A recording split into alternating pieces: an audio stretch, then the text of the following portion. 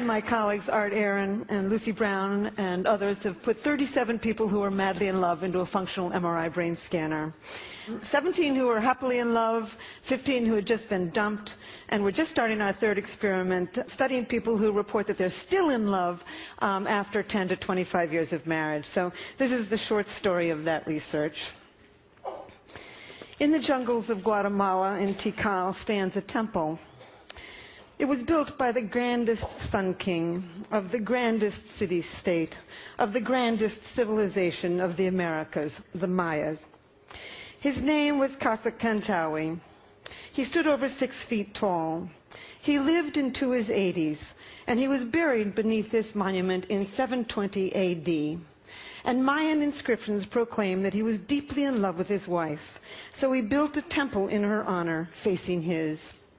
And every spring and autumn, exactly at the equinox, the sun rises behind his temple and perfectly bathes her temple with his shadow. And as the sun sets behind her temple in the afternoon, it perfectly bathes his temple with her shadow. After 1,300 years, these two lovers still touch and kiss from their tomb. Around the world, people love. They sing for love. They dance for love. They compose poems and stories about love. They tell myths and legends about love. They pine for love. They live for love. They kill for love. And they die for love. As Walt Whitman once said, he said, "Oh, I would stake all for you." Anthropologists have found evidence of romantic love in 170 societies. They've never found a society that did not have it. But love isn't always a happy experience. In one study of college students, they asked a lot of questions about love, but the two that stood out to me the most were, have you ever been rejected by somebody who you really loved? And the second question was, have you ever dumped somebody who really loved you? And almost 95% of both men and women said yes to both. Almost nobody gets out of love alive. So before I start telling you about the brain, I want to read for you what I think is the most powerful love poem on earth. There's other love poems that are, of course, just as good, but I don't think this one can be surpassed. It was told by an anonymous Kwakiutl Indian of southern Alaska to a missionary in 1896. Fire runs through my body with the pain of loving you. Pain runs through my body with the fires of my love for you. Pain like a boil about to burst with my love for you. Consumed by fire with my love for you. I remember what you said to me. I am thinking of your love for me. I am torn by your love for me. Pain and more pain. Where are you going with my love? I am told you will go from here. I am told you will leave me here. My body is numb with grief. Remember what I said, my love. Goodbye, my love, goodbye. Emily Dickinson once wrote, "Parting is all we need to know of hell." How many people have suffered in all the millions of years of human evolution? How many people around the world are dancing with elation at this very minute? Romantic love is one of the most powerful sensations on earth. So several years ago, I decided to look into the brain and study this madness. Our first study of people who are happily loved has been widely publicized, so I'm only going to say very little about it. We found activity in a tiny little factory near the base of the brain called the ventral tegmental area. We found activity in some cells called the A10 cells, cells that actually make dopamine, a natural stimulant, and spray it to many brain regions. Indeed, this part, the VTA, is part of the brain's reward system. It's way below your cognitive thinking process. It's below your emotions. It's part of what we call the reptilian core of the brain, associated with wanting, with motivation, with focus, and with craving. In fact, the same brain region where we found activity becomes active also when you feel the rush of cocaine. But romantic love is much more than a cocaine high. At least you come down from cocaine. Romantic love is an obsession. It possesses you. You lose your sense of self. You can't stop thinking about another human being. Somebody is camping in your head. As an 8th century Japanese poet said, "My longing had no time when it ceases. Wild is love." And the obsession can get worse when you've been rejected. So right now, Lucy Brown and I, the neuroscientist on our project, are looking at the data of the people who we put into the machine after they had just been dumped. It was very difficult, actually, putting these people in the machine because they were in such bad shape. So anyway, we found activity in 3 brain regions. We found activity in a brain region, in exactly the same brain region associated with intense romantic love. What a bad deal. You know, when you've been dumped, the one thing you love to do is just forget about this human being and then go on with your life. But no, you just love them harder. As the poet Terence, the Roman poet, once said, he said, "The less my hope, the hotter my love." And indeed, we now know why. 2,000 years later, we can explain this in the brain. That brain system, the reward system for wanting, for motivation, for craving, for focus, becomes more active when you can't get what you want. In this case, life's greatest prize, an appropriate mating partner. We found activity in other brain regions also. In a brain region associated with calculating gains and losses. You know, you're lying there, you're looking at the picture, you're in this machine, you're calculating, you know, what went wrong, you know, what have I lost? And indeed, it's this brain, part of the brain, the core of the nucleus accumbens actually, that's becoming active as you're measuring your gains and losses. It's also the brain region that becomes active when you're willing to take enormous risks for huge gains and huge losses. Last but not least, we found activity in the brain region associated with deep attachment to another individual. No wonder people suffer around the world, and we have so many crimes of passion. When you've been rejected in love, not only are you engulfed with feelings of romantic love, but you're feeling deep attachment to this individual. Moreover, this brain circuit for reward is working, and you're feeling intense energy, intense focus, intense motivation, and the willingness to risk it all to win life's greatest prize. So what have I learned from this experiment that I would like to tell the world? Foremost, I've come to think that romantic love is a drive, a basic mating drive. Not the sex drive. The sex drive gets you out there looking for a whole range of partners.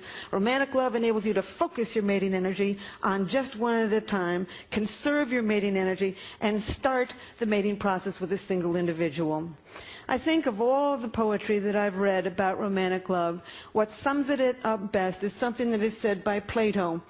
Over 2,000 years ago. He said, "The God of love lives in the state of need." It is a need. It is an urge. It is a homeostatic imbalance. Like hunger and thirst, it's almost impossible to stamp out. I've also come to believe that romantic love is an addiction, a perfectly wonderful addiction when it's going well, and a perfectly horrible addiction when it's going poorly. And indeed, it has all of the characteristics of an addiction. You focus on the person, you obsessively think about them, you crave them, you distort reality, your willingness to take enormous risks to win this person. And it's got the 3 main characteristics of addiction. Tolerance, you need to see it more and more and more. Withdrawals, and last but not relapse. I've got a girlfriend who's just getting over a terrible love affair. It's been about 8 months. She's beginning to feel better. And she was driving along in her car the other day, and suddenly she heard a song on the car radio that reminded her of this man. And she, not only did the instant craving come back, but she had to pull over the road, from the side of the road, and cry.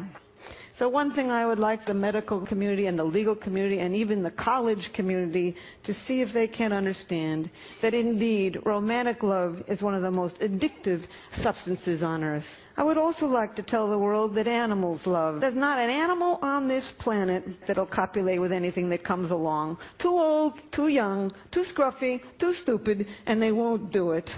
Unless you're stuck in a laboratory cage, you know, and if you spend your entire life in a little box, you're not going to be as picky about who you have sex with. But I've looked in 100 species, and everywhere in the wild, animals have favorites. As a matter of fact, ethologists know this. There's over 8 8 words for what they call animal favoritism, selective proceptivity, mate choice, female choice, sexual choice. And indeed, there are now 3 academic articles in which they've looked at this attraction, which may only last for a second, but it's a definite attraction, and it's either the same brain region, this reward system, or the chemicals of that reward system are involved.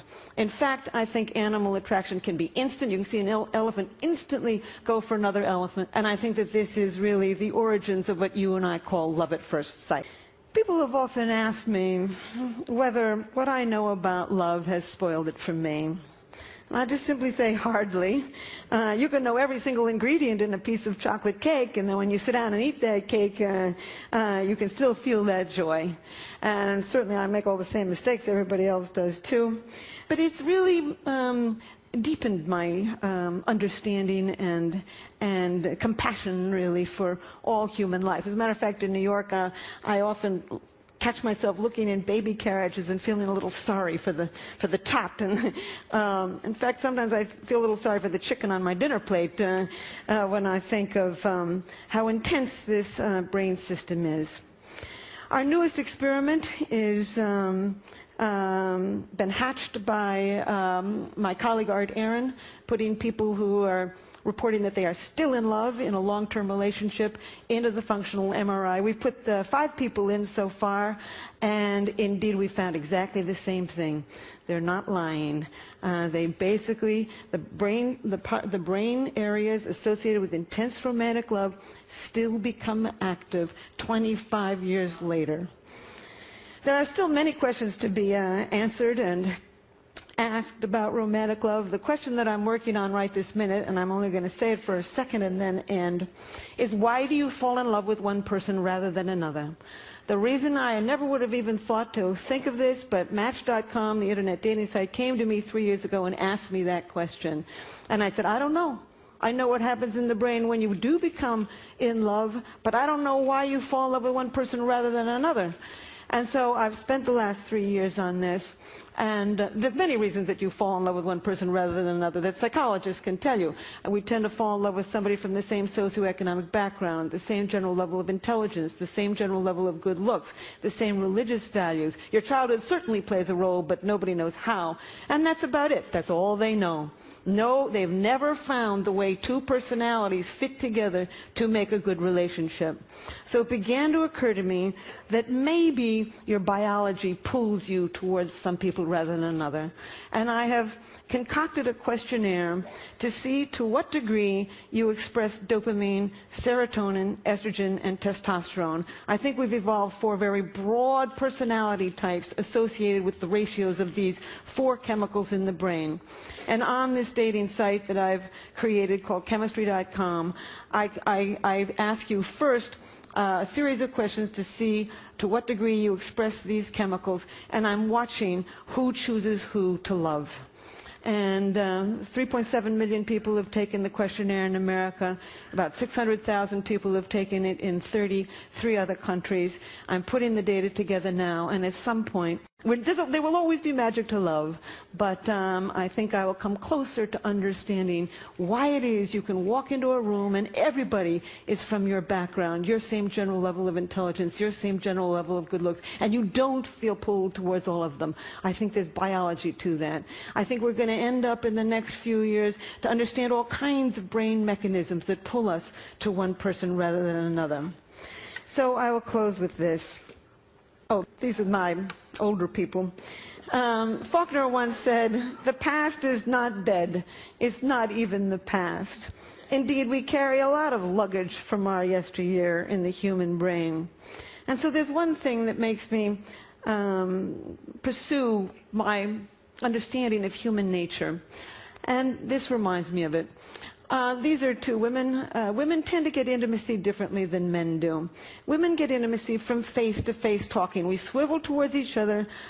We do what we call the anchoring gaze, and we talk. This is intimacy to women. I think it comes from millions of years of holding that baby in front of your face, cajoling it, reprimanding it, educating it with words. Men tend to get intimacy from side-by-side doing. As soon as one guy looks up, the other guy will look away. I think it comes from millions of years of standing behind that bush, sitting behind the bush, looking straight ahead, trying to hit that buffalo in the head with a rock. I think for millions of years, men faced their enemies. They sat side by side with friends.